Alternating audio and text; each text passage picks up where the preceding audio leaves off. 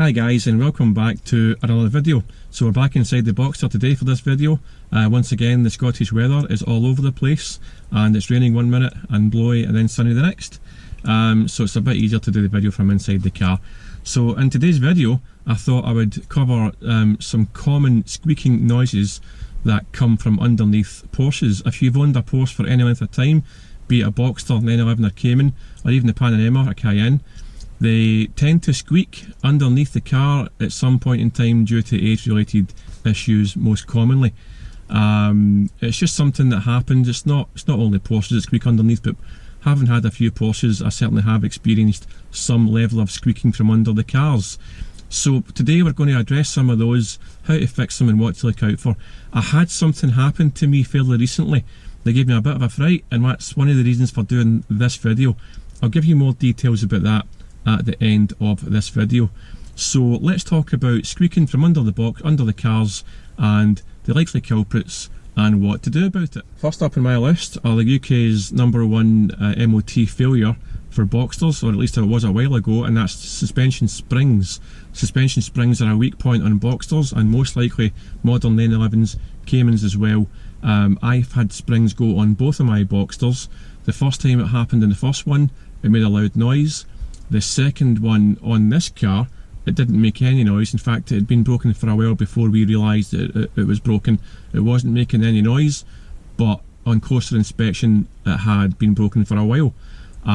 So obviously the remedy to that is to simply replace the suspension springs. Next up we have control arm bushes. If you hear a kind of creaking noise when you're turning and going over bumps in the road, and you hear a creaking noise, you can check your control arms and the bushes around them. Sometimes the bushes wear out, they crack and they dry out through time. You can sometimes spray WD-40 on the bushes or around that area and it might take the creaking away, but that's a short-term fix. You really want to replace the bushes or the complete control arms. Also the bushes in the anti-roll bar and the drop links, again suspension related stuff. These can go as well. Again, it's just the same thing. It's basically drying out, worn out bushes.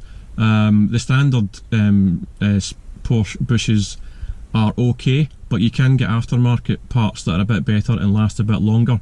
And the same as before, you can sometimes add some grease to these components or a quick spray of lubricant, and it might take the creaking away, but it will come back in time. You're best just to have these bushes replaced.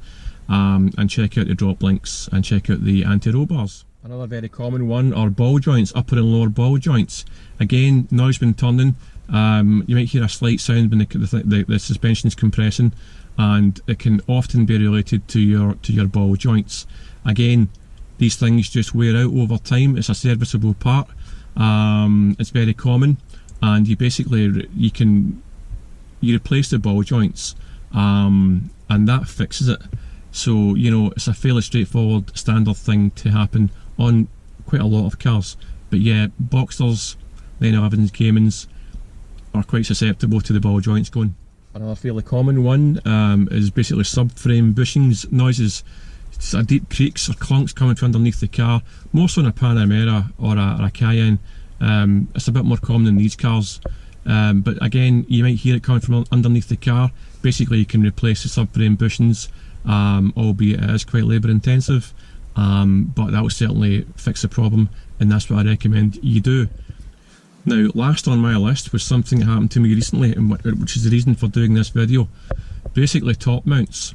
Now your dampers could possibly creak as well, but if you hear a noise coming from that area and you've checked everything else by a process of elimination, and you're still hearing and feeling the creaking, which can drive you crazy after a while, then you have to have a look at your top mounts.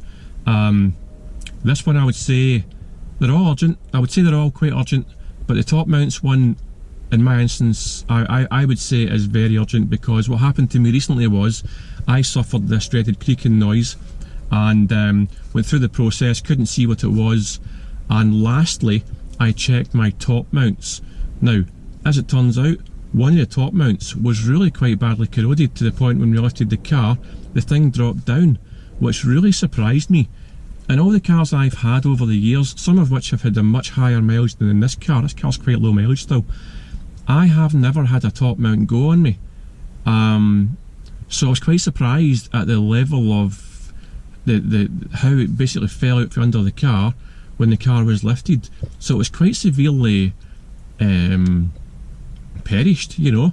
And this car has an easy life. I mean, this car is driven very, very carefully, always with mechanical sympathy. Exactly why that happened, it just seems, it's a wee bit, you know, I don't think it's unusual, but it gave me a bit of a jolt. Now, if any one of these noises occur when you're driving the car, I would recommend that you get it checked out urgently. But in something like a top mount, you know, for all you know, if you went over a big enough bump in the road, you could potentially argue that the top mount could come loose and it could cause quite serious damage. So it gave me a bit of a fright, you know. So there we are, that's my list of creaks and, you know, noises and clunks from under the cars based on my experience. I hope that helps someone out there, and I hope you've enjoyed the video and give you something to think about. Squeaks are a nuisance, you really want to get them fixed. A Porsche shouldn't squeak, they're well built cars, and having a wee annoying squeak or a niggle or a rattle, it can upset the driver experience. So get it checked out and get it fixed, and you'll feel a lot happier for it. I hope you guys have enjoyed the video and it's helped someone out there. If you have, give me a wee thumbs up and subscribe if you want. If you have had any suspension issues happen to you, put them in the comments below and we can share knowledge and experience and hopefully help each other. And as always, if you want to find out a lot more about Porsches, all aspects of Porsches, good and the bad, and my experiences, then I think you'll love my Porsche books, which I will link below in the comments. So thanks for watching, guys, and I'll see you on the next video.